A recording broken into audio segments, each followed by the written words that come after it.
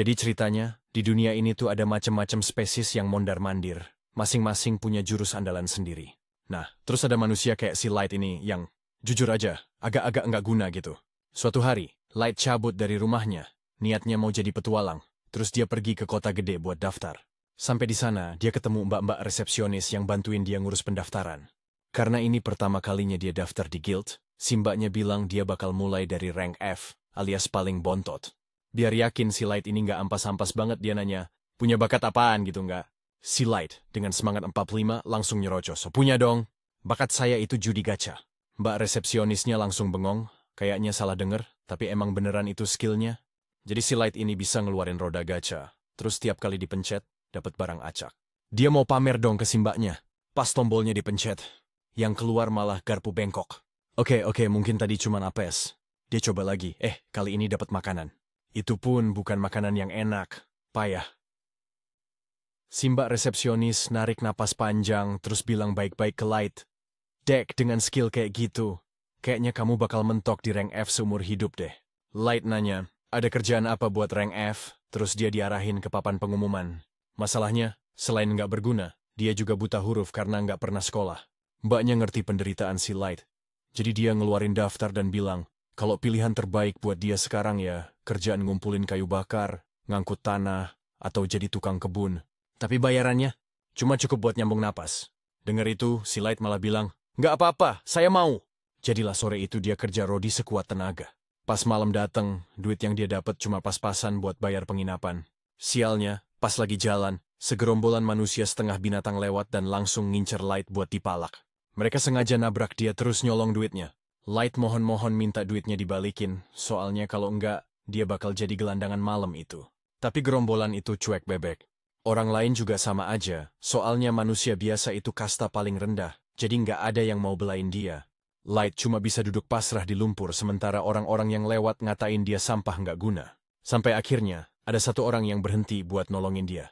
Light nyambut tangan si cewek, ngiranya sesama manusia, tapi pas sadar dia itu elf, langsung kaget ketakutan, mikir bakal dikerjain lagi. Si elf bilang nggak usah khawatir, dan buat buktiin, dia sampai berlutut di lumpur buat meluk Light. Light nggak percaya ada elf sebaik ini sama manusia. Tapi karena kelihatannya tulus, ya udah Light ikut aja. Si elf ngenalin dia ke anggota partainya, dan ngejelasin kalau mereka itu Concord of the Tribes. Sebuah parti yang isinya 9 ras berbeda buat ngilangin diskriminasi. Ketua mereka manusia setengah binatang namanya Garu, dan si elf ini namanya Sasha. Mereka udah punya anggota dari hampir semua ras, tinggal butuh satu manusia buat jadi anggota ke-9. Makanya mereka ngajak Light gabung.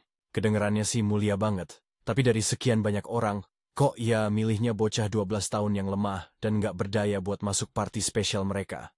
Setidaknya kali ini nggak ada minyak bayi. Sejak saat itu, tiap kali Concord jalanin misi, Light ikut sebagai tukang angkat barang. Tapi ya tetap aja nggak guna. Baru 10 menit, dia hampir mati diserang monster ular raksasa.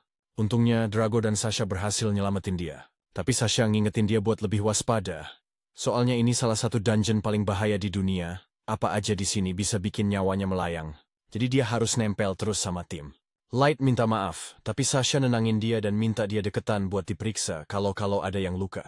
Pas Sasha lagi sibuk ngurusin Light, yang lain datang dan mulai ngeledekin Sasha yang kelihatan manjain Light terus.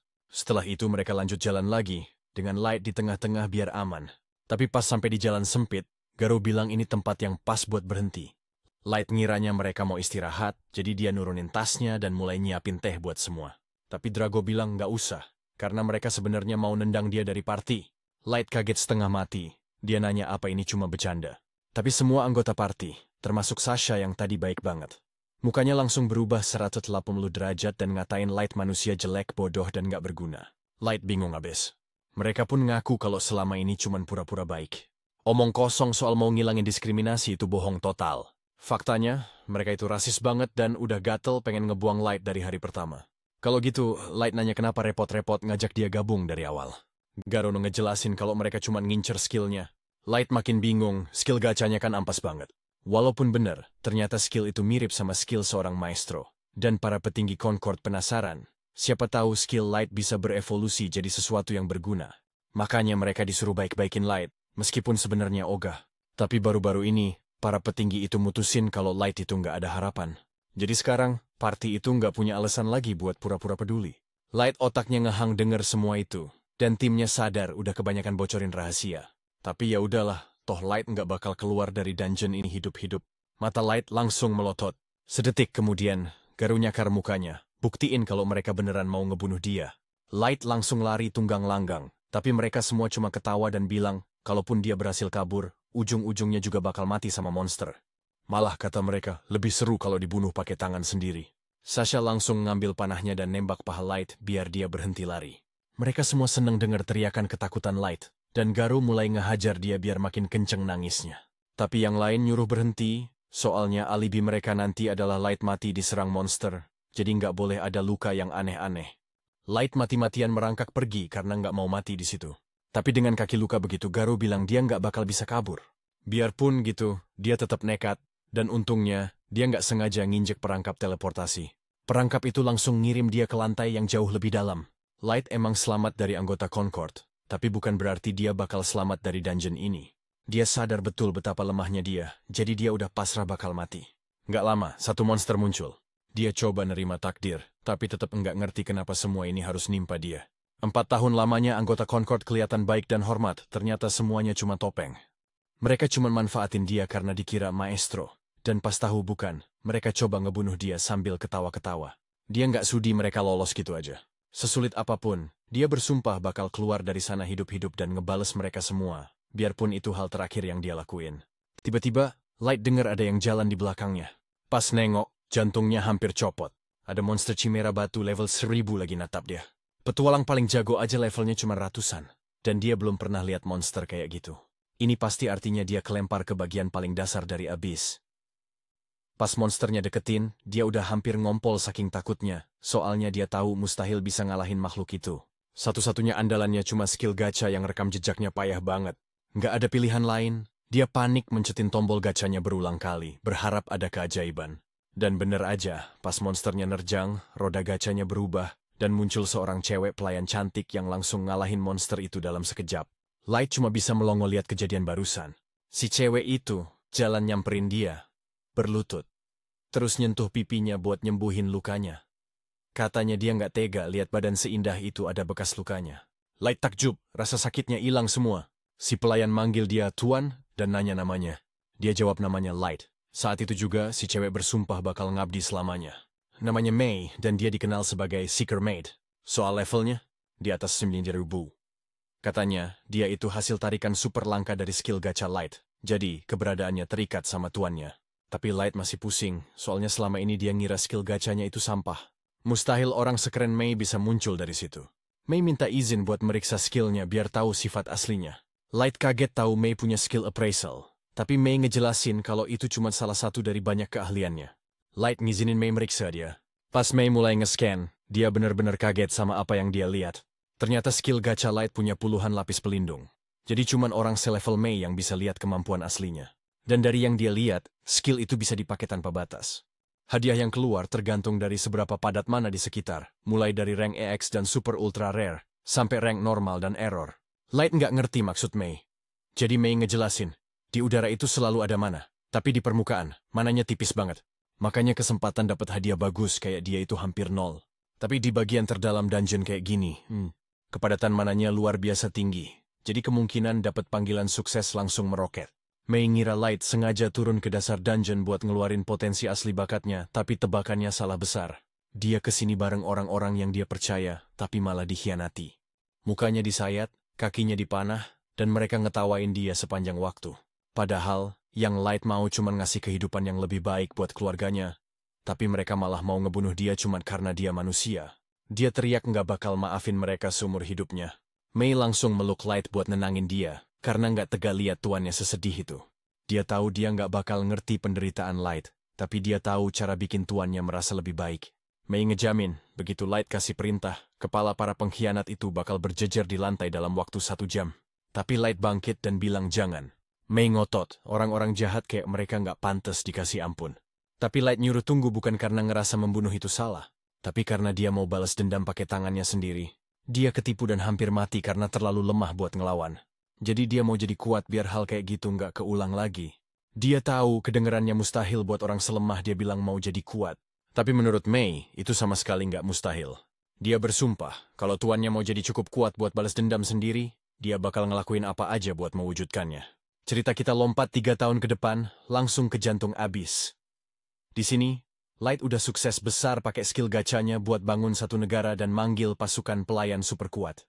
Saking bucinnya mereka, air bekas mandi Light aja rela dibeli mahal. Nah, pas Mei lagi jalan di lorong, dia jadi pusing sendiri. Ngeliat kelakuan para pelayan peri yang nggak ada hentinya caper ke Light.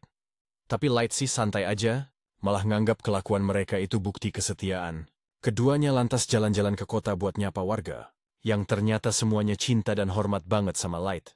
Malah ada yang nyeletuk kalau stok cemilan manis bulanan mulai menipis, dan Light langsung janji bakal segera ngurusin.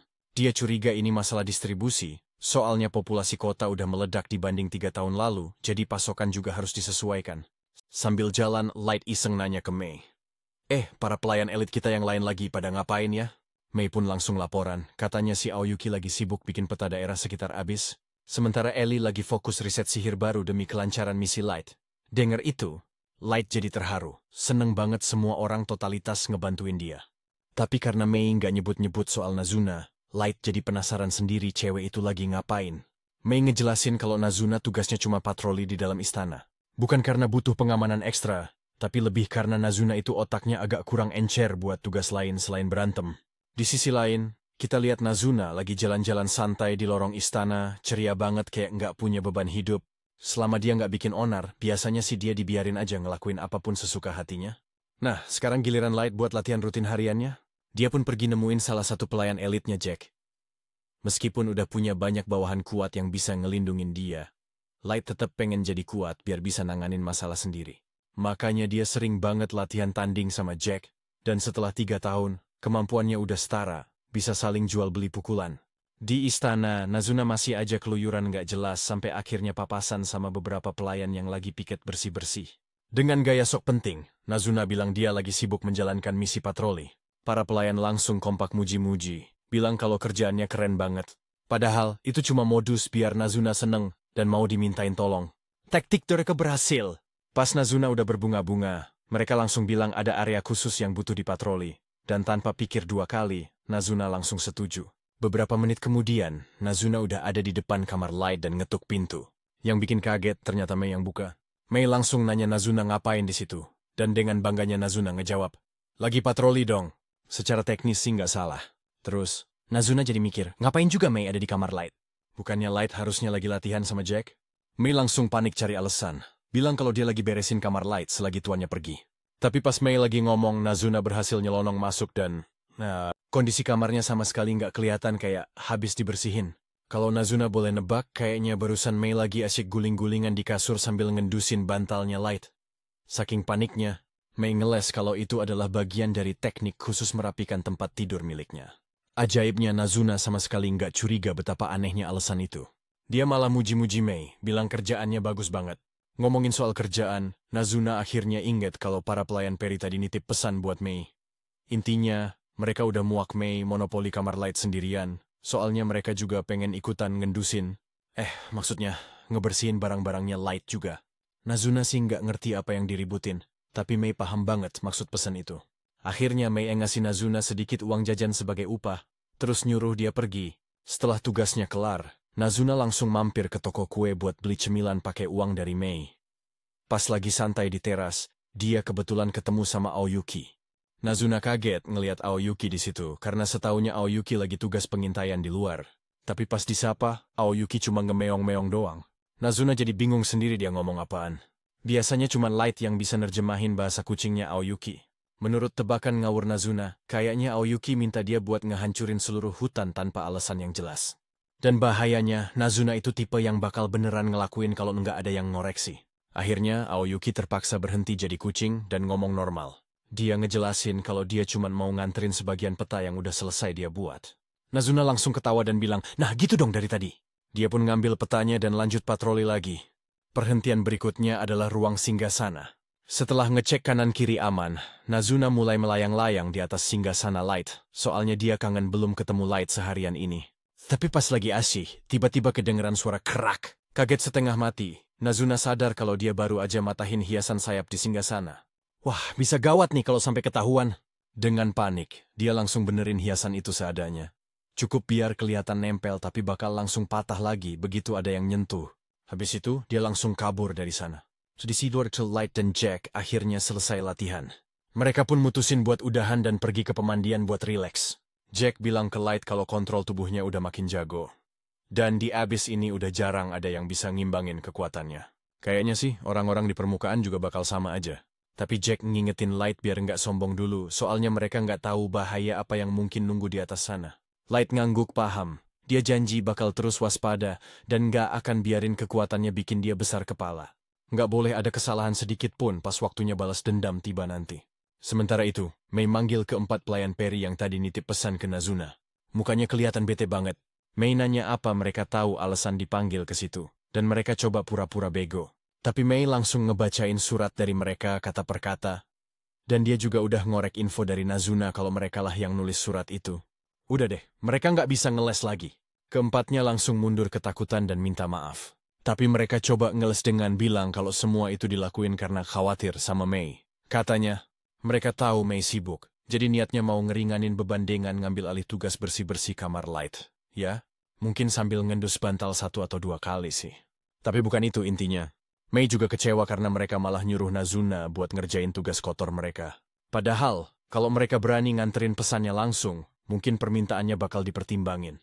Mei akhirnya bilang permintaan mereka ditolak. Dan sebagai hukuman, mereka ditugasin buat ngebersihin seluruh koridor menuju ruang singgasana. Dan nggak boleh pakai sihir sama sekali buat nyepetin kerjaan. Para pelayan itu melongo, nggak percaya dapat tugas seberat itu dari Mei. Ngebersihin koridor segede gaban pakai tangan kosong? Bisa sampai lebaran monyet baru kelar. Tapi Mei malah bilang itu nggak susah-susah amat. Katanya, ini malah demi kebaikan mereka. Soalnya makhluk level 500-an kayak mereka harus kerja rodi kalau mau nyusul levelnya. Ditambah lagi, Mei ngabarin kalau dia bakal pergi ke permukaan buat misi dari Light. Jadi otomatis mereka berempat harus ngerjain semua tugas ekstra selama dia pergi. Malamnya, keempat pelayan itu pun kumpul di kamar. Mereka ngedumel, kesel banget dihukum cuma gara-gara komplain sepele. Menurut mereka nggak adil banget Mei doang yang bisa nikmatin aroma Light. Tapi mau gimana lagi, Mei kan yang paling kuat, jadi nggak mungkin bisa mereka lawan. Salah satu dari mereka ngusulin buat ngeracunin Mei, tapi Hifumi bilang udah pernah nyari info, dan ternyata Mei itu kebal sama semua jenis racun. Jadi ya perkwa. Akhirnya mereka semua pasrah, dan mulai merengek soal betapa pengennya mereka ngebersihin kamar Light, dan ngendusin kasurnya. Hifumi malah lebih parah, bilang kalau dia pengen pakai garpu bekasnya Light. Tapi pas diucapin, kedengerannya jadi aneh banget. Yang lain langsung ngatain dia mesum dan bilang kelakuannya udah kelewatan. Hifumi nggak terima dan langsung membela diri. Halah, ngaku aja deh.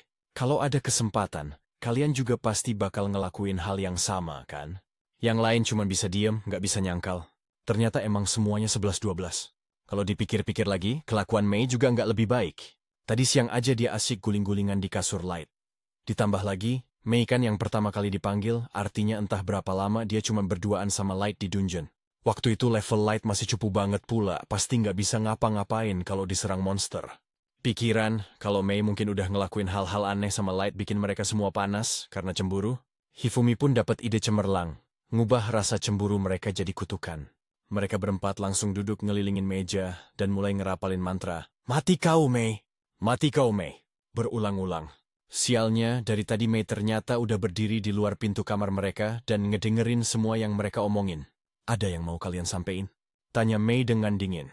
Keempatnya langsung ngumpet di belakang meja dan buru-buru bilang kalau mereka nggak pernah beneran berharap hal buruk nimpa Mei. Tapi Mei jelas-jelas dengar mereka nyumpahin dia mati. Terus yang tadi itu apa? Desak Mei. Akhirnya, mereka ngaku kalau mereka cuma cemburu karena Mei dipanggil duluan dan bisa ngabisin banyak waktu berduaan sama Light. Tapi Mei ngejelasin kalau nggak ada hal aneh yang terjadi antara dia dan Light. Butuh waktu sekitar 3 bulan sampai Light bisa manggil Aoyuki, dan selama itu Mei sibuk ngajarin Light ilmu bela diri dan sejarah dunia. Jadi, nggak ada tuh yang namanya mesum-mesuman. Para pelayan itu lega mendengarnya. Tapi Mei lanjut ngomong, tadinya aku kesini mau minta maaf karena udah ngasih hukuman yang terlalu berat. Tapi setelah denger yang barusan, kayaknya hukumannya perlu ditambahin lagi. Mei pun ngasih tugas tambahan.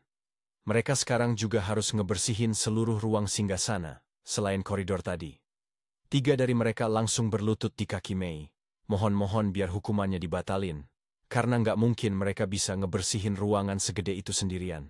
Tapi Mei bilang, harusnya kalian mikir gitu sebelum nyumpahin aku. Mereka pun terpaksa langsung kerja saat itu juga. Dan kayaknya mereka harus lembur semalaman biar semuanya kelar. Tapi pas Hifumi lagi ngebersihin singgasana, hiasan sayap yang tadi dirusak Nazuna copot dan jatuh. Semuanya langsung diem 1000 bahasa, sadar kalau masalah mereka bakal jadi jauh lebih besar. Sementara itu di kamarnya, Nazuna tidur nyenyak kayak nggak punya dosa. Keesokan paginya, Light keluar dan ketemu Aoyuki, Nazuna dan Ellie di dekat gerbang depan. Nazuna kelihatan paling seneng ketemu Light, soalnya kemarin dia nggak sempet ngobrol sama sekali. Light mau langsung ke inti pembicaraan, tapi tiba-tiba muncul seekor rockhound entah dari mana. Meskipun Light sekarang udah cukup kuat sampai anjing itu bukan lagi ancaman. Dia tetap gemeteran sedikit karena trauma. Keinget hari di mana dia hampir mati gara-gara salah satu dari mereka. Melihat tuan mereka ketakutan, yang lain langsung murka. Beraninya anjing rendahan nakut-nakutin tuan Light. Mereka langsung diskusi buat nyusun rencana memusnahkan seluruh spesies anjing itu dari muka bumi.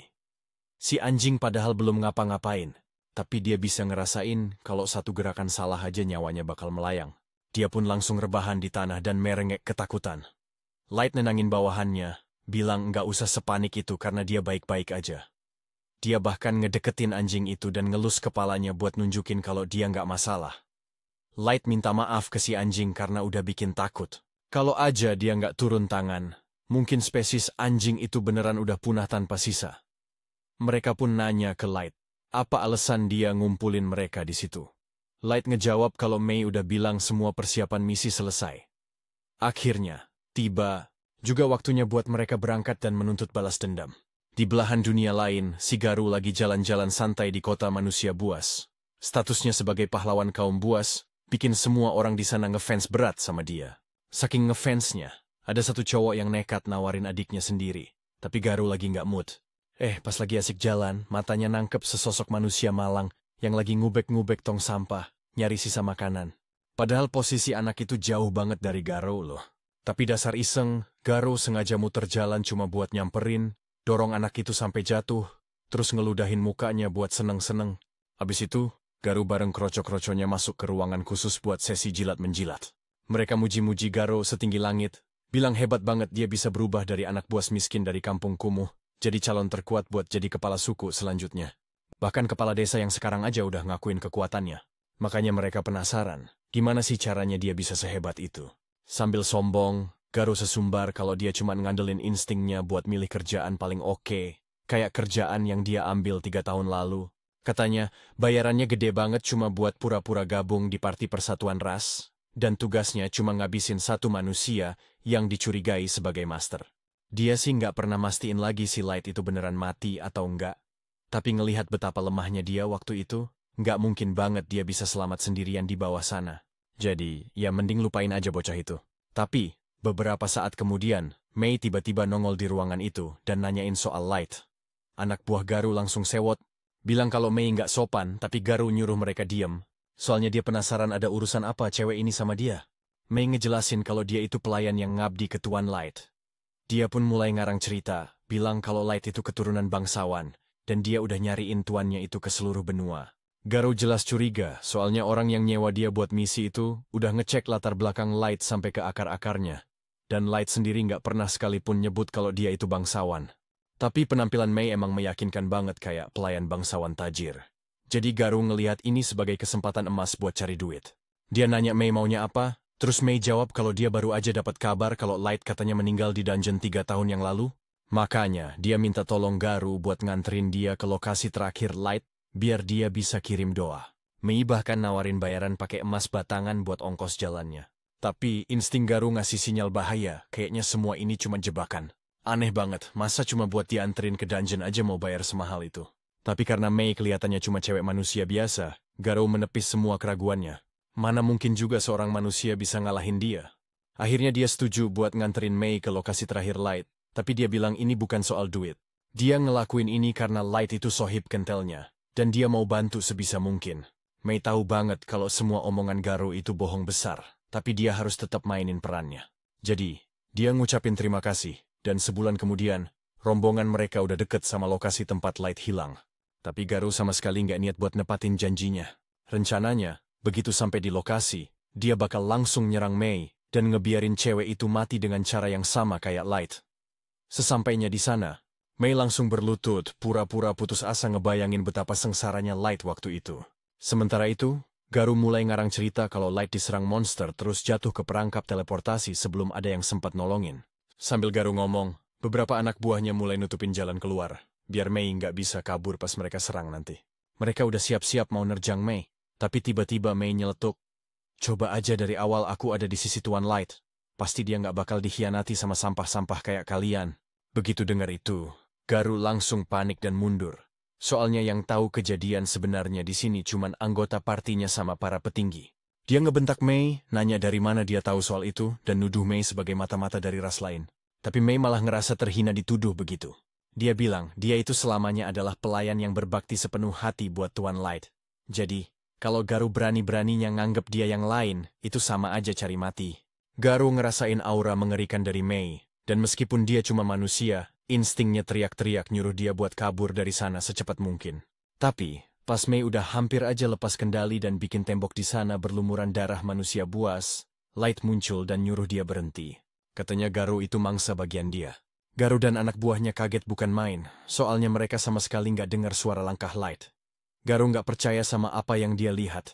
Dia nggak pernah kepikiran sedikit pun kalau Light bisa selamat.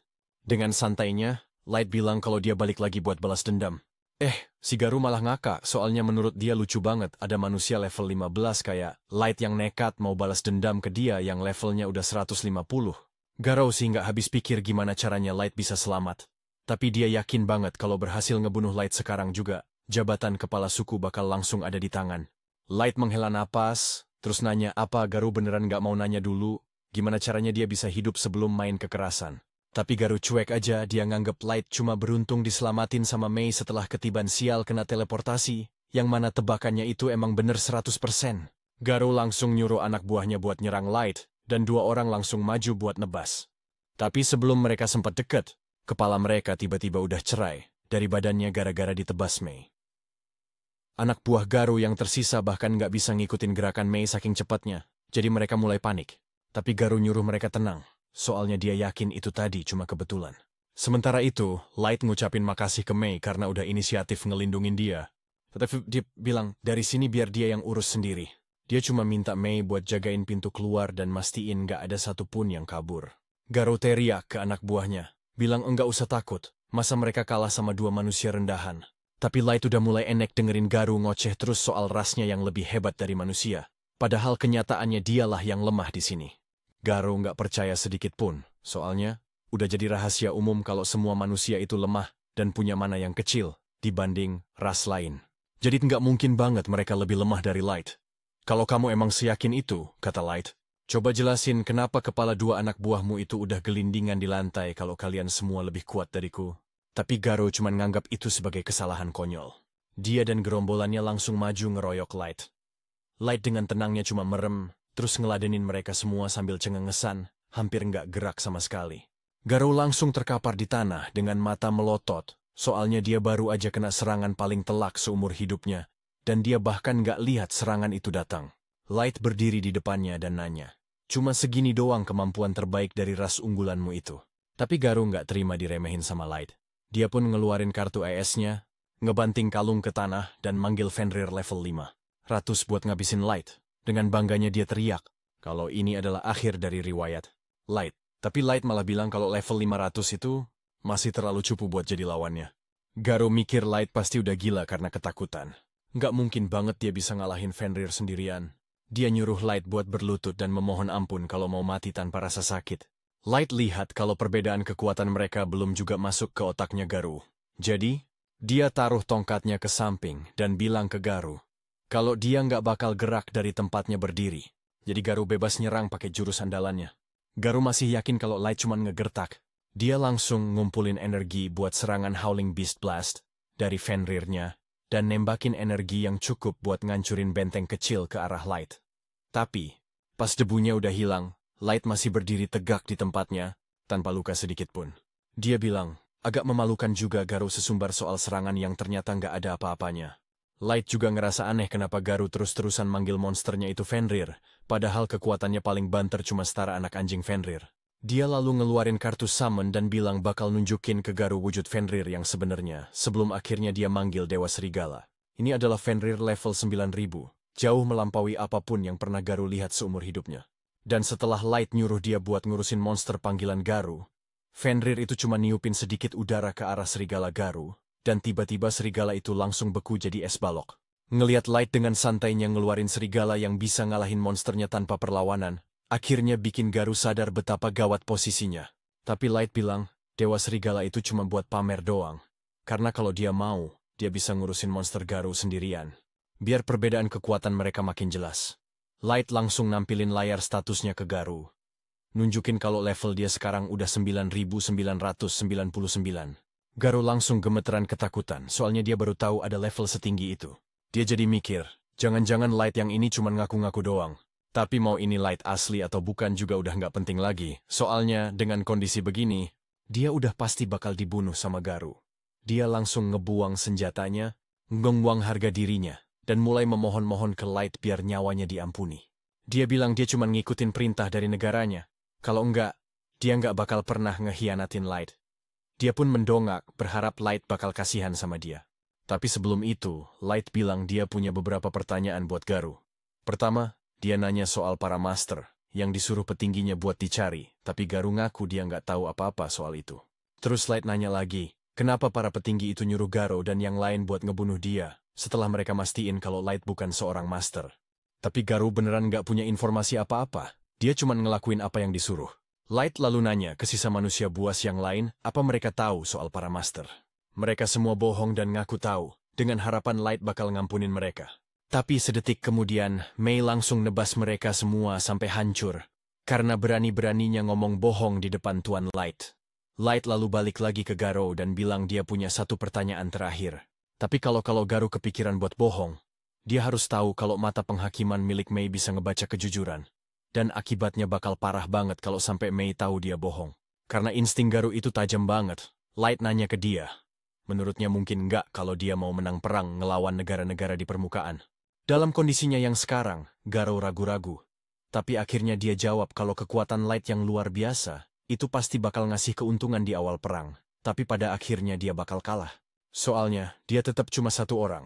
Jadi buat menangin perang ngelawan negara-negara yang punya tentara, senjata, dan item yang jumlahnya tak terhingga itu hampir mustahil.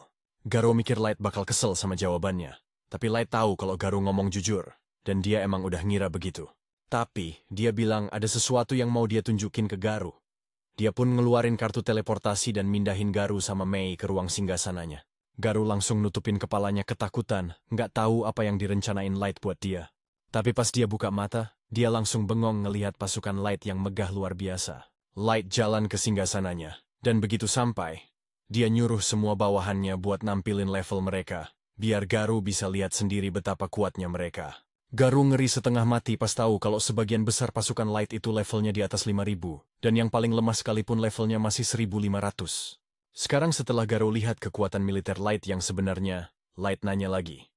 Mungkin nggak aku menang perang ngelawan permukaan dengan pasukan kayak gini? Raut muka Garu udah ngejawab semuanya. Sekarang setelah dapat konfirmasi kalau dia bisa menang, sebagai hadiah, Light bilang dia bakal maafin Garu atas semua penderitaan yang udah dia sebabkan dulu. Tapi bohong! Light bilang dia bakal bikin Garu ngerasain penderitaan tiada akhir yang bakal bikin dia memohon-mohon buat mati. Dan Garu tahu dia nggak bisa berbuat apa-apa, karena saat ini, Light itu udah kayak dewa kehancuran. Keesokan harinya, Light kembali ke kampung halamannya buat mencari keluarganya, dan membawa mereka ke kota dungeon miliknya. Tapi sialnya setibanya di sana, yang ia temukan hanyalah tumpukan puing dan daging yang membusuk. Rupanya, desa itu telah dihancurkan sekitar 6 bulan yang lalu oleh kekuatan tak dikenal, dan tak ada seorang pun yang selamat. Light mencari-cari mayat di seluruh desa supaya bisa mengadakan pemakaman yang layak untuk mereka. Betapa leganya dia saat tidak menemukan mayat adik-adiknya, jadi dia yakin mereka pasti masih hidup di luar sana. Namun orang tuanya tidak seberuntung itu. Gold bertanya apakah Light baik-baik saja, karena ini pasti berat banget untuknya. Tapi Light bilang dia akan baik-baik saja. Untuk saat ini mereka harus fokus pada misi yang ada. Jadi kan mereka meminta Gold dan Nemu untuk membantu mengumpulkan informasi sebanyak mungkin. Meskipun mereka sekarang tahu kalau kekuatan militer mereka cukup kuat untuk melawan kekuatan dunia, akan bodoh kalau langsung maju perang begitu saja. Makanya, dia ingin mencari tahu detail lebih lanjut mengenai kekuatan setiap negara. Selain itu, dia cukup yakin hancurnya kampung halamannya ada hubungannya dengan fakta bahwa dia dicurigai sebagai seorang master. Jadi dia ingin mencari tahu apa itu master, dan kenapa hal itu sampai harus mengorbankan begitu banyak nyawa. Kalau ternyata ini hanyalah kasus bajingan kaya yang serakah akan kekuasaan, dia bersumpah akan membakar dunia menjadi abu, lalu mencekokkan abunya kepada orang-orang di balik semua ini. Gold mengerti kenapa Light begitu marah, tapi dia memperingatkannya untuk menahan amarahnya. Soalnya kalau mereka sudah berada di sekitar orang lain, energi yang dia keluarkan bisa membunuh orang biasa dalam sekejap. Light meminta maaf atas kelalaiannya dan mengeluarkan sebuah item bernama topeng si bodoh untuk menekan energinya dan menyembunyikan identitasnya. Dia kemudian mengucapkan selamat tinggal pada makam ibu dan ayahnya, sambil meminta maaf karena tidak bisa menyelamatkan mereka. Dia, Nemu dan Gold kemudian mulai terbang menuju kota Dagas. Tapi Nemu penasaran soalnya dia tidak tahu apa yang akan dilakukan Light setibanya di sana. Tiba-tiba, Gold memberitahu Nemu bahwa dia harus berhati-hati dalam memanggil tuan mereka saat berada di permukaan. Light pun menjelaskan kalau memanggilnya dengan nama asli bisa membuat orang-orang di balik penaklukan itu waspada. Jadi sebagai gantinya, dia berencana menggunakan nama Dark selama misi. Nemu bilang dia mengerti dan bertanya apa rencana Light di Dagas. Light memberitahunya bahwa dia akan mendaftar sebagai petualang dengan nama Dark. Seiring naiknya peringkat, dia akan bisa mengumpulkan lebih banyak informasi dari para petinggi guild. Tak lama kemudian, Nemu melihat kota Dagas di kejauhan. Mereka tentu tidak mau menarik perhatian dengan terbang masuk, jadi Light menyarankan agar mereka mendarat di hutan dan berjalan kaki sisa perjalanannya. Meskipun dengan armor gold yang super megah, mereka tetap akan jadi pusat perhatian.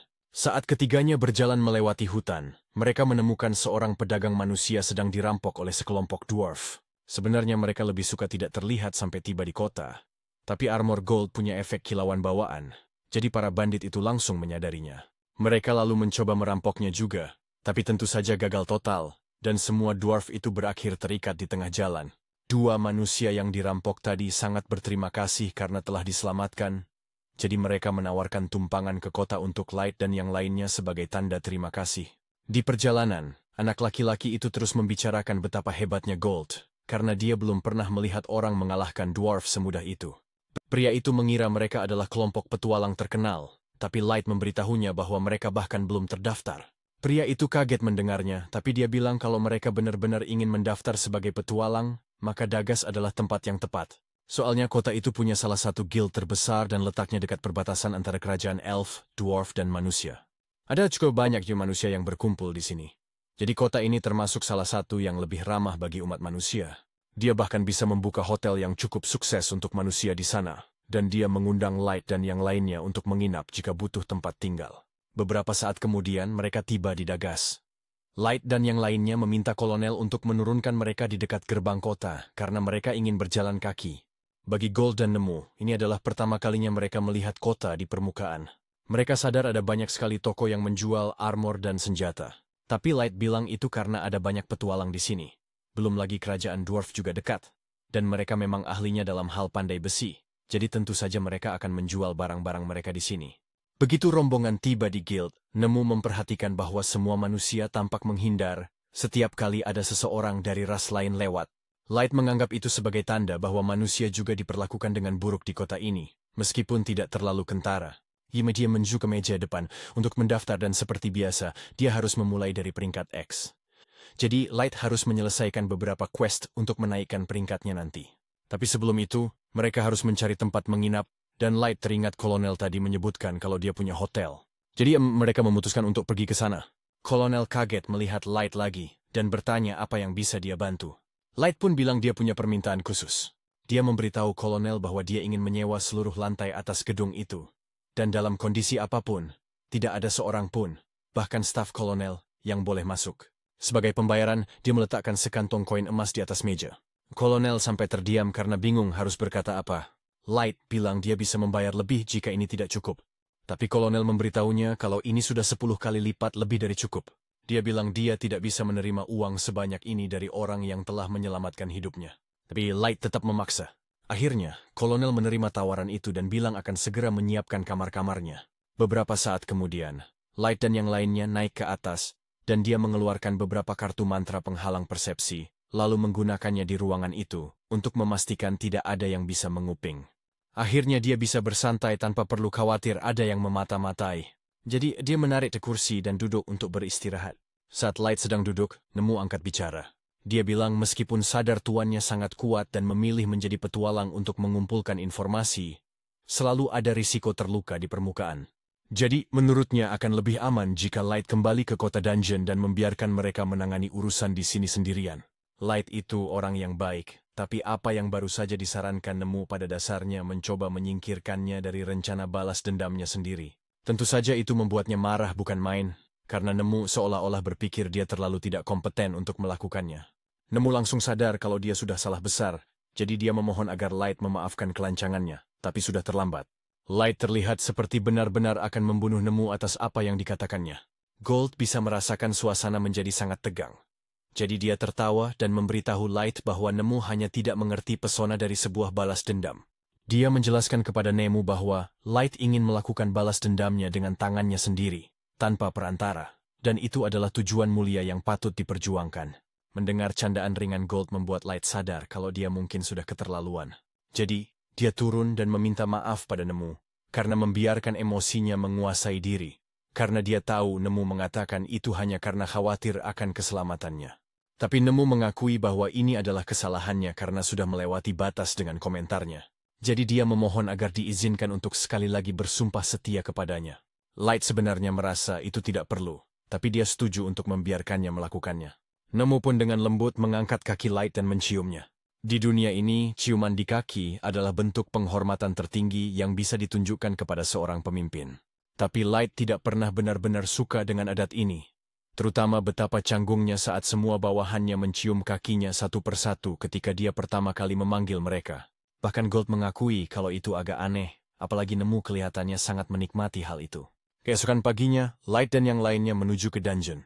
Saat berjalan melewati kota, banyak orang mulai menatap karena Gold punya lebih banyak perhiasan daripada rapper SoundCloud, dan Nemu terlihat sangat cantik. Meskipun satu-satunya komentar mereka tentang Light adalah dia terlihat aneh dengan topeng itu. Tapi itu cocok dengan persona darknya, jadi dia tidak terganggu. Ada antrean panjang orang yang menunggu untuk masuk ke dungeon. Tapi Gold memperhatikan sepertinya tidak ada elf sama sekali di sini. Light memberitahunya itu karena para elf dan dwarf saat ini sedang berselisih tentang siapa pemilik dungeon ini. Jadi mereka cenderung saling menghindar. Nemu memuji Light karena selalu punya jawaban yang sempurna untuk setiap pertanyaan, dan Light menghargai pujian itu.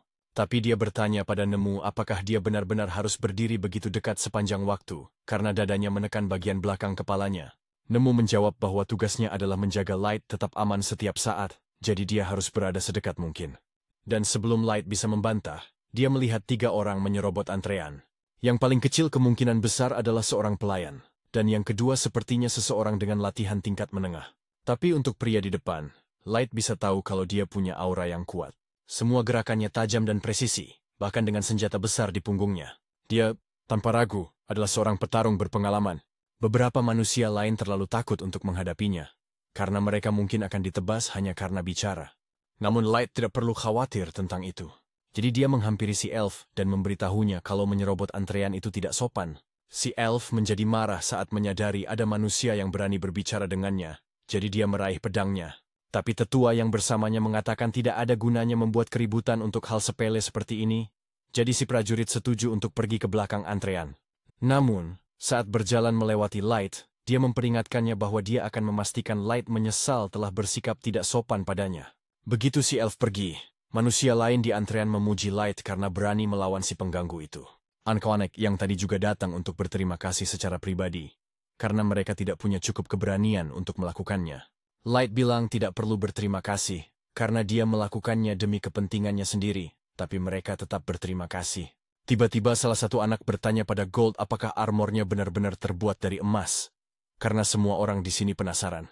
Tapi sebelum Gold sempat menjawab, Nemu memberitahu mereka bahwa tidak ada bagian dari armor Gold yang terbuat dari emas, karena kalau iya, armor itu akan terlalu lemah untuk memberikan perlindungan. Anak itu kemudian hampir bertanya, apakah Gold memakainya hanya untuk cari perhatian, tapi teman-temannya menghentikannya, karena itu pertanyaan yang tidak sopan. Namun, Gold menjelaskan bahwa dia memang memakainya untuk cari perhatian. Karena tidak ada warna yang lebih baik untuk mewakili teladan cemerlang yang dia tunjukkan sebagai seorang ksatria. Anak-anak itu bertanya pada Light dan yang lainnya, apakah ini pertama kalinya mereka masuk ke dungeon, dan Light membenarkannya, tapi dia balik bertanya bagaimana mereka bisa tahu. Anak-anak itu menjelaskan kalau lantai ini cukup mahal, jadi para petualang sering harus berkemah di dalam. Tapi kelompok Light tidak membawa perlengkapan berkemah, jadi dia menebak mereka pasti belum pernah masuk sebelumnya. Tepat pada saat itu, penjaga memanggil parti berikutnya untuk masuk. Jadi anak-anak itu pamit dan berlari masuk ke dungeon bersama-sama. Sementara itu, Light dan yang lainnya bertanya-tanya, apakah mereka harus mulai membawa barang bawaan palsu? Karena meskipun mereka punya semua yang dibutuhkan di dalam item box, mereka tidak mau orang salah mengira mereka sebagai pemula. Beberapa saat kemudian, giliran mereka untuk masuk ke dungeon. Ini adalah pertama kalinya Light masuk ke dungeon selain Abyss. Dungeon dipenuhi dengan mana yang semakin kuat semakin dalam kamu pergi, dan itu seringkali memunculkan hal-hal seperti monster dan jebakan. Jadi bagian dalam dungeon itu praktis seperti dunianya sendiri. Begitu mereka tiba di lantai pertama, Light menggunakan sihir penyembunyian pada mereka semua, sehingga musuh tidak bisa melacak mereka, dan mereka semua mulai terbang menuju lantai 2. Sementara itu, Elf yang tadi sibuk melampiaskan amarahnya pada segerombolan Ors, karena dia tidak percaya ada manusia yang berani berbicara dengannya dengan cara seperti itu. Namanya Keto, dan dia bilang dia adalah pahlawan legendaris dari kerajaan Elf, dengan darah seorang master mengalir di nadinya, jadi dia pantas dihormati. Dia bilang itu tidak akan pernah terjadi jika levelnya tidak serendah ini. Tapi Yani memberitahunya bahwa level 1500 sudah jauh lebih tinggi dari batas level biasa untuk Elf. Tapi Keto bilang itu tidak cukup, karena dia butuh kekuatan untuk melenyapkan semua orang bodoh yang mengejeknya. Yani bilang dia bersimpati karena dia juga ingin balas dendam pada para idiot yang menolak mengakui penelitiannya dan mengasingkannya. Jadi dia akan dengan senang hati menggunakan penelitian itu untuk membantu Keto naik level lebih jauh lagi. Sementara itu, Light dan yang lainnya sudah sampai di lantai 3, dan mereka baru saja selesai membereskan gerombolan besar orc. Light menyarankan agar mereka mulai kembali sekarang, karena mereka sudah mendapatkan cukup bukti untuk guild. Dan pertarungan tadi membuatnya cukup kotor, jadi dia ingin mandi. Begitu Nemu mendengar itu, dia menawarkan diri untuk memandikan setiap inci tubuh Light begitu mereka kembali, tapi Light tidak merespons. Dalam perjalanan kembali, Light dan yang lainnya bertemu dengan anak-anak yang tadi. Jadi mereka turun untuk menemui mereka. Tapi tiba-tiba mereka mendengar banyak suara dari hutan dan puluhan serigala berlari keluar. Anak-anak itu memberitahu Light bahwa mereka harus mundur karena tidak akan bisa melawan para serigala. Tapi Light bilang serigala bukanlah yang perlu mereka khawatirkan. Karena ada ancaman yang jauh lebih besar sedang menuju ke arah mereka. Seekor raksasa. Semua orang kaget bukan main melihat makhluk di depan mereka. Monster yang katanya sudah punah lebih dari 10 tahun. Saking ngerinya, salah satu petualang sampai putus asa dan bertanya, apakah ada mantra yang bisa membawa mereka pergi dari sana hidup-hidup. Anehnya Light malah tetap tenang dan tiba-tiba bertanya, apakah dia boleh memiliki monster itu. Anak laki-laki di sebelahnya kebingungan, tidak mengerti apa maksud Light. Rasanya gila sekali memikirkan untuk menangkap makhluk seperti itu, padahal pilihan paling masuk akal adalah kabur secepat mungkin. Mereka harusnya memperingatkan guild dan menyiagakan petualang lain, tapi Light sepertinya tidak peduli. Dia dengan dingin berkata bahwa mencoba kabur itu sia-sia dan, tanpa membuang sedetik pun, dia langsung menyerbu ke arah makhluk itu. Pertarungan pun dimulai dengan sengit, diwarnai dengan pertukaran pukulan yang cepat. Meski begitu, Light mundur sejenak dan mengakui dia tidak bisa melukai musuhnya. Kulit makhluk itu terlalu keras, seperti cangkang yang tidak bisa ditembus. Tetap saja, dia tidak menyerah untuk mengumpulkan energinya. Dia melancarkan serangan yang dahsyat, tapi monster itu menahannya dengan sangat mudah. Anak laki-laki itu, dengan panik, memohon agar Light menggunakan mantra pendukung. Tapi, gadis di dalam kelompok itu memotongnya dengan tidak percaya, bertanya apakah dia sudah gila. Menurutnya tidak mungkin ada cara untuk memperkuat seseorang yang sudah memiliki kekuatan sehebat itu. Anak laki-laki itu mengerti maksudnya, tapi tidak bisa hanya diam saja. Sebelum dia sempat bertindak, pria yang lebih tua di kelompok itu maju, dan menyuruh mereka untuk tidak khawatir. Dia mengangkat perisainya dengan mantap, dan menyatakan akan menunjukkan cara bertarung yang benar dengan pedang dan perisai sambil maju melawan makhluk itu. Dengan satu serangan yang akurat, dia berhasil merusak karapas monster itu, membuat semua orang tercengang. Dengan tatapan percaya diri, dia menjelaskan bahwa pertahanan yang digunakan dengan baik bisa sama mematikannya dengan serangan paling ganas sekalipun. Kemudian dia menyerang lagi, memotong salah satu kaki monster itu, dan membuka jalan untuk serangan berikutnya. Bertekad untuk menyelesaikan apa yang telah dia mulai, Light mengangkat tangannya dan menyihir beberapa panah api yang menghantam kepala makhluk itu, menyebabkan kerusakan besar dan membuat semua orang terdiam. Meskipun terluka, makhluk itu masih melawan dengan auman yang memekakkan telinga. Ia mulai mundur perlahan hingga, dalam satu gerakan tiba-tiba, ia kabur ke dalam hutan. Light sama sekali tidak berniat membiarkannya lolos.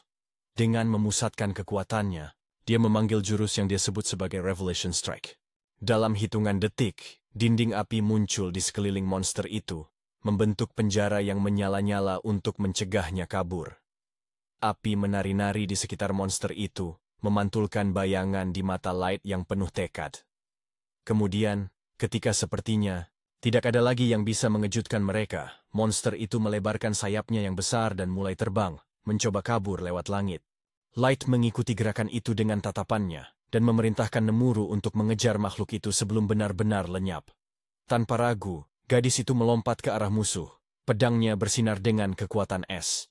Dalam satu gerakan yang presisi, dia membelah tubuh monster itu menjadi dua, mengakhiri pertarungan dengan aksi yang menakjubkan. Keheningan yang menyusul terasa begitu mutlak.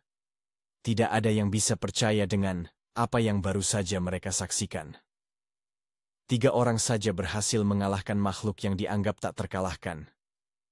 Rasa kaget itu berubah menjadi kekaguman, dan untuk sesaat mereka hanya saling menatap dalam diam, mencoba memahami arti dari semua itu. Setelah memastikan makhluk itu benar-benar mati, kelompok itu mengambil artefak yang ada di dalamnya. Anak laki-laki itu, yang masih mencerna kejadian tadi, bertanya apakah mereka adalah petualang terkenal. Dia ingin tahu apakah mereka termasuk dalam peringkat A atau B, karena dia yakin hanya seseorang di level itu yang bisa melakukan apa yang baru saja dia lihat. Light menjawab dengan tenang bahwa dia hanyalah peringkat F. Kelompok itu kembali membeku, tidak percaya bahwa para pemula bisa menghadapi dan mengalahkan sesuatu yang begitu kuat. Sang gadis, setelah pulih dari keterkejutannya, menggunakan sihir airnya agar semua orang bisa mencuci tangan dan membersihkan darah dari pertempuran. Light berterima kasih atas tindakannya dengan senyum tipis dan berkata mereka harus segera pergi. Anak laki-laki itu bersikeras agar mereka tetap tinggal sampai malam, karena bepergian setelah gelap sangatlah berbahaya. Dia juga menyebutkan bahwa adiknya ingin berbicara dengan Light tentang sihir. Mereka duduk mengelilingi api unggun seadanya sementara sang gadis menatap Light dengan rasa ingin tahu dan kagum. Dia berkomentar betapa luar biasanya melihat Light menggunakan begitu banyak mantra yang berbeda dengan begitu mudahnya. Light tersenyum rendah hati dan menjawab bahwa itu bukan hal yang istimewa. Tetapi gadis itu memujinya lagi, matanya berbinar tulus. Kakaknya, yang penasaran, bertanya apakah yang dilakukan Light itu benar-benar luar biasa. Gadis itu menjawab tanpa ragu, itu adalah sesuatu dari dunia lain. Kemudian dia mulai menjelaskan tentang kelas-kelas sihir, kelas tempur, yang fokus pada mantra langsung seperti panah api atau pedang es. Kelas taktis, yang bertanggung jawab atas sihir pendukung dan kontrol seperti dinding api yang mereka lihat sebelumnya. Dan terakhir, kelas strategis, yang diperuntukkan bagi mantra-mantra yang bisa mengubah dunia itu sendiri. Meteor, tsunami, gempa bumi, sihir yang membutuhkan kekuatan gabungan dari beberapa penyihir. Dia mengatakan bahwa hanya ras magis seperti Elf, Dark Elf, dan Draconoid yang bisa memanipulasi kekuatan sebesar itu dengan mudah. Seorang manusia, secara teori, tidak akan pernah bisa melakukan apa yang telah dilakukan Light. Dan hebatnya lagi, dia melakukannya tanpa mengucapkan satu mantra pun. Pengungkapan itu membuat semua orang terdiam. Bagi mereka, Light lebih dari sekadar petualang. Dia adalah legenda hidup. Gadis muda itu tersipu malu saat menyadari betapa bersemangatnya dia berbicara. Dan kakaknya tertawa, mengatakan, dia terdengar seperti seorang pengikut yang memuji tuannya sendiri. Light membuang muka, merasa tidak nyaman dengan begitu banyak kekaguman, meskipun matanya menunjukkan kebanggaan dalam diam. Jelas bahwa pada saat itu dia telah mendapatkan rasa hormat dan rasa ingin tahu dari semua orang. Saat mereka berjalan, di sepanjang jalan yang tertutup kabut, seorang pria tiba-tiba muncul dan menarik perhatian mereka. "Apakah kalian bagian dari klan Clown of Black Death?" tanyanya penasaran. Light mengangkat alis bingung. "Apa maksudmu, badut?" Orang asing itu tersenyum hati-hati. "Itulah sebutan semua orang untukmu." Secara naluriah, Nemuru menghunus senjatanya dan melangkah maju untuk melindungi tuannya. "Apa maumu darinya?" tanyanya dengan nada mengancam. Pria itu mengangkat tangannya, mencoba menenangkan situasi. "Tolong tenang, kami hanya musafir. Suvelin dan Gilbert." Light memperhatikan mereka dalam diam saat ketegangan di udara semakin terasa. "Jadi, kau pikir kami berbohong?" tanya Mia sambil menyilangkan tangannya. Para pria itu dengan cepat menggelengkan kepala. "Sama sekali tidak. Kami hanya ingin melihat apakah itu benar. Apakah kalian benar-benar bisa membuktikan kepada dunia bahwa manusia sama berharganya atau bahkan lebih dari ras lain?" Kata-kata mereka terdengar tulus, dan untuk sesaat Light melihat percikan harapan di mata mereka. Sebelum mereka bisa melanjutkan, kelompok Suvelin dipanggil oleh musafir lain yang mendoakan mereka berhasil. Tak lama setelah itu, rumor mulai menyebar ke seluruh kota. Orang-orang mengatakan bahwa Light dan teman-temannya sama sekali tidak mengalahkan monster apapun, bahwa semuanya hanyalah tipuan. Merasa marah, mereka memutuskan untuk membuktikan sebaliknya, menunjukkan kepada dunia nilai mereka yang sebenarnya saat mereka memasuki dungeon lagi. Light memilih untuk langsung menuju lantai kelima. Di sana, dia menemukan teman-temannya berkumpul. Eris mendekatinya dan dengan malu-malu memberinya sebuah botol kecil. "Ini untuk luka bakarmu," katanya sebagai ucapan terima kasih. Light tersenyum, tersentuh oleh sikapnya, dan mengambil sesuatu dari sakunya, sebuah gelang perak yang berkilauan lembut. "Kalau begitu, terimalah ini sebagai gantinya. Gelang ini bisa mengabulkan permintaan." Eris awalnya menolak, tetapi karena desakan Light, dia akhirnya menerimanya sambil tersipu malu. Kembali di lantai kelima, Nemuru berkomentar dengan curiga. "Bukankah hadiah itu sedikit terlalu mahal?" Light tersenyum tenang. "Tidak masalah, dia pantas mendapatkannya." Suasana ringan itu menemani mereka sampai mereka tiba di dataran yang tertutup salju. Tempat itu sunyi, terpencil, sempurna untuk bersembunyi. "Senang bisa kembali ke sini," kata Light sambil menatap cakrawala. Setelah mengatur semuanya, dia menyuruh kelompoknya berburu dan kembali ke guild. Para gadisnya sudah menunggunya sejak pagi. "Semua berjalan lancar," katanya puas. "Aku bertemu orang-orang baik di luar sana." Ketika dia bertanya tentang langkah, selanjutnya jawabannya adalah persiapan hampir selesai. "Lakukan apapun yang diperlukan," perintahnya. "Mei tetap mengelola Abyss. Ayuki, lanjutkan menjelajahi hutan perawan." "Nazuna," dia berhenti sejenak, tersenyum dengan sedikit ironi. "Kau tahu kau tidak pandai dalam tugas-tugas rumit. Urus fasilitas sampai aku kembali." Nazuna mengangguk sedikit malu. Light kemudian berbalik, tatapannya tegas. "Sekarang saatnya mengunjungi Sasha. Aku tidak sabar melihat ekspresi putus asa di wajahnya." Jika legenda itu benar, banyak yang percaya bahwa Light bisa jadi adalah pahlawan dari dongeng, atau bahkan reinkarnasi dari mitos kuno.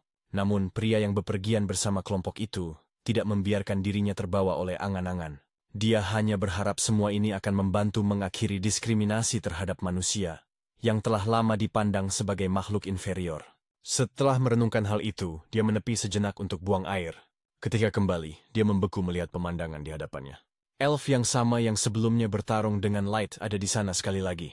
Dengan jantung berdebar kencang, pria itu bertanya apa yang telah dia lakukan pada teman-temannya. Jawabannya datang dalam keheningan saat matanya bertemu dengan tubuh tak bernyawa semua orang yang tergeletak di tanah. Keputusasaan menguasainya, tetapi bahkan dengan mengetahui dia tidak punya kesempatan melawan musuh itu, dia memilih untuk bertindak. "Aku harus memperingatkan guild. Mereka harus membayar untuk ini," pikirnya dengan tekad bulat. Walau Mahdrashan Dawms, si melepaskan bom asap dan berlari menembus hutan, mencoba melarikan diri ke dalam kegelapan. Untuk sesaat sepertinya dia berhasil, tetapi kemudian sesuatu menghantamnya dari belakang, melemparkannya dengan keras ke tanah. Sebelum dia bisa bereaksi, sebuah pukulan telak membuatnya kehilangan kesadaran. Dark Elf itu mendekat, menatap tubuh yang tidak sadarkan diri itu. "Lain kali cobalah lebih berhati-hati," tegurnya pada elf lain dengan nada meremehkan. Rekannya hanya mengangguk malu, berjanji untuk menjadi lebih baik. Meski begitu, Dark Elf itu tersenyum dingin. Bagaimanapun juga, sampah ini masih akan berguna untuk eksperimenku. Sementara itu, Nemamu lagi adu argumen sama resepsionis Guild Petualang, ngotot minta rank light dinaikin. Resepsionisnya bilang mereka baru aja naikin rank light langsung ke D dari F, jadi nggak bisa kasih pengecualian lagi. Tapi Nemamu tetap kekeh kalau tuannya pantas dapat rank S. Gold sampai negur, bilang kalau Nemamu ngerusak citra light dengan sikapnya yang kayak anak kecil itu. Buat nenangin Nemamu, resepsionis itu kasih tahu kalau rank light bisa naik lebih tinggi kalau dia ngelakuin pencapaian besar. Dan ini kasih Light ide. Malamnya, Light nunjukin ke para pelayannya poster buronan pembunuh petualang misterius yang lagi neror para manusia. Gold mikir, penjahat bernilai tinggi kayak gini pasti langsung bikin rank Light naik drastis. Tapi Light bingung, gimana cara nyari orang misterius ini. Gold ngusulin buat narik gacha Light buat dapetin kartu pelacak. Light langsung ngingetin dia kalau kemungkinan narik pelacak bagus dalam waktu singkat itu terlalu kecil. Lagi asik bahas rencana, tiba-tiba portal kebuka di kamar mereka. Light kaget banget ngelihat Mia yang gak sadarkan diri jatuh dari portal. Gelang di tangannya hancur berkeping-keping. Light buru-buru mindahin gadis itu ke kasur biar bisa istirahat dan pakai healing spell buat balikin kesehatannya. Setelah Mia pulih, Light mutusin buat ngecek ingatannya karena Mia terlalu capek buat ngomong. Dari ingatannya, dia tahu kalau party Mia ketemu sekelompok petualang yang kasih peringatan soal pembunuh petualang. Anak-anak itu sempat mikir kalau manusia cuma jadi target monster. Tapi party itu bilang kalau si pembunuh pakai banyak magic spell. Jadi jelas banget kalau pelakunya orang yang cerdas.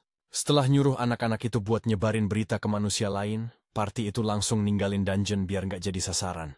Party Mia juga mulai jalan keluar dari dungeon pas malam hari.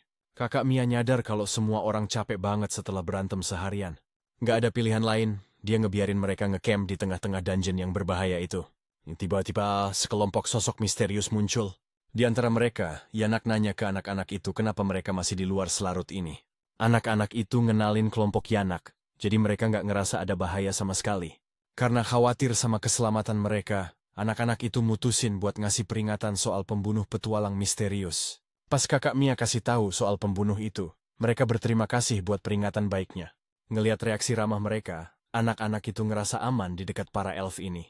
Tapi, tiba-tiba Kaido nyeletuk kalau seharusnya dia nutupin aksinya, dan ini bikin anak-anak kaget.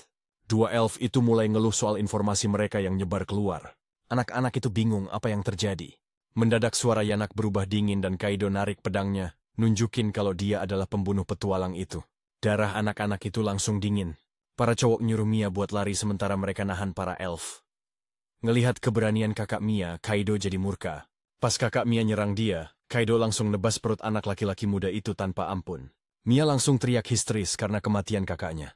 Lalu dua anak laki-laki lainnya coba nahan Kaido, tapi dia nebas mereka juga. Ngelihat teman-temannya luka parah, Mia cuma bisa terpaku di tempat.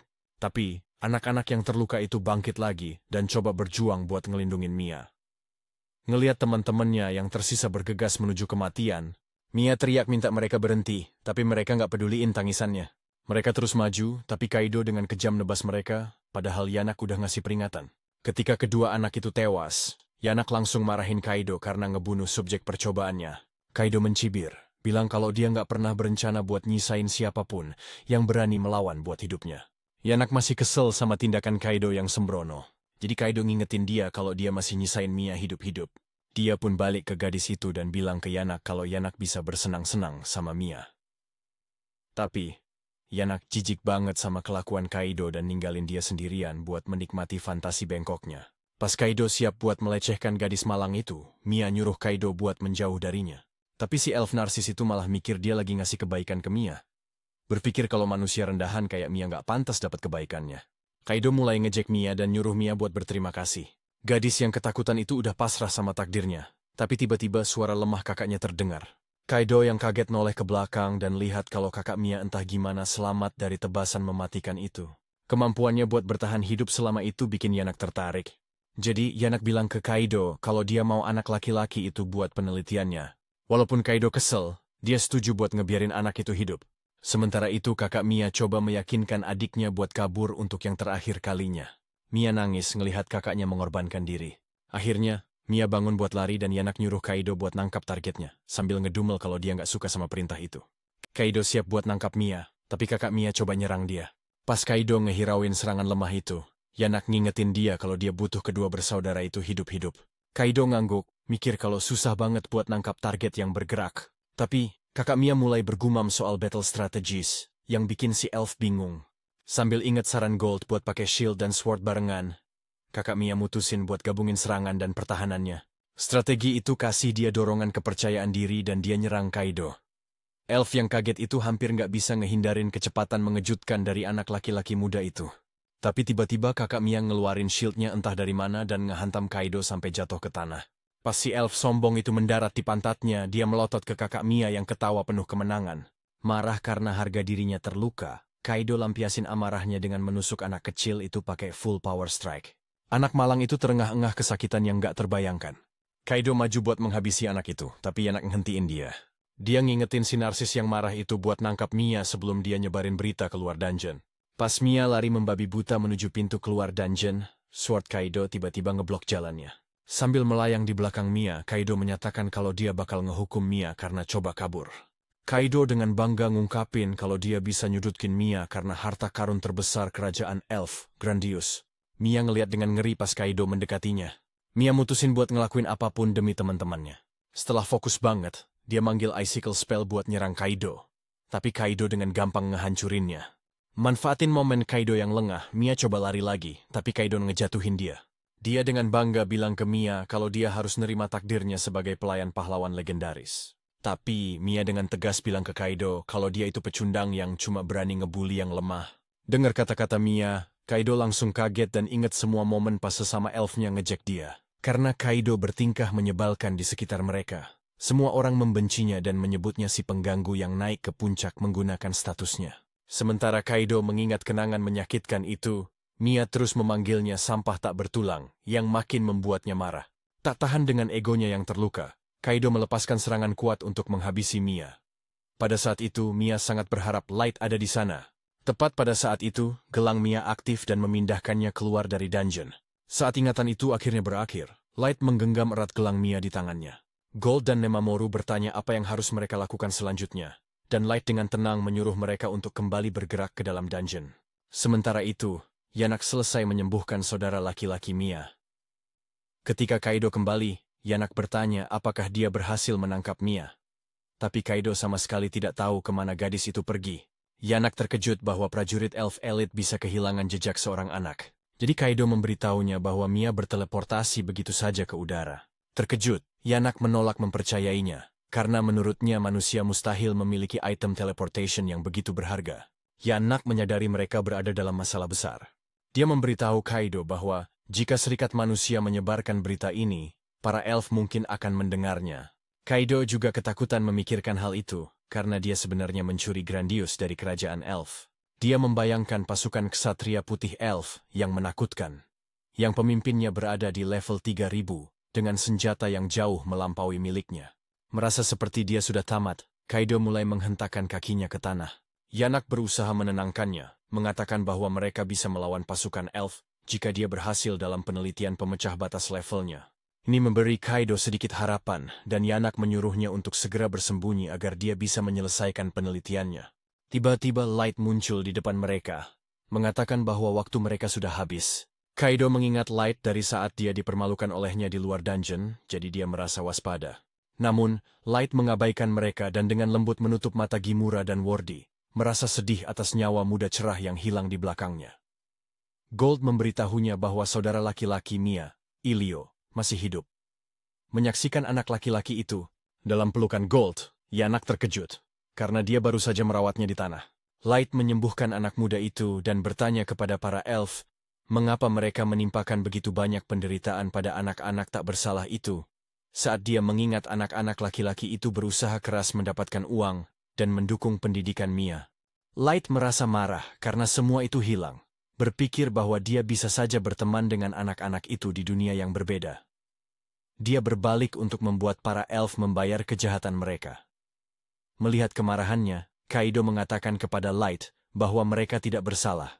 Namun Light memberitahu mereka bahwa dia melihat ingatan Mia, jadi dia tahu mereka adalah pelakunya. Ini membuat para elf tertegun, jadi Light meyakinkan mereka bahwa dia belum melaporkan apapun kepada Adventurers Guild. Mendengar berita ini, Kaido mulai tertawa, berpikir dia mendapat keberuntungan besar, dan berpikir dia bisa dengan mudah membunuh Light untuk membungkamnya. Kaido mengatakan bahwa takdir telah melindunginya dari kemalangan, karena dia adalah seorang pahlawan. Light tertawa, mengatakan bahwa alasan dia tidak memberitahu Guild adalah karena dia menginginkan Kaido untuk dirinya sendiri. Dia memberi tahu si bajingan kerajaan itu, bahwa dia akan membuatnya menderita rasa sakit yang lebih buruk daripada kematian, karena telah menyakiti teman-temannya. Akhirnya, Light dengan tegas menyatakan bahwa dia akan mengakhiri hidup Kaido dengan tangannya sendiri, setelah menghukumnya, dan menyuruh Gold dan Nemamoru untuk menjauh dari pertarungannya. Saat mereka mundur, Light mulai berjalan ke arah Kaido, yang marah karena seorang manusia berani mengutuknya. Kaido mencoba menyerang Light dengan pedangnya. Namun, Light dengan mudah menghentikan serangannya hanya dengan tongkatnya. Saat Yanak menatap kaget, Light mengejek Kaido, bertanya apakah hanya itu yang dia miliki. Marah, Kaido terus menebas, Light secara membabi buta, tetapi Light dengan mudah memblokir setiap serangan. Menyaksikan pertarungan itu, Yanak berpikir tidak mungkin anak manusia bisa bertahan melawan serangan prajurit elf semudah ini. Sementara itu, Kaido terus mengayunkan pedangnya, sangat berharap bisa mengenai Light dengan serangan keberuntungan. Light menghela napas sebelum menangkis pedang Kaido. Kemudian, Light meninju perut Kaido tepat, membuat napasnya hilang.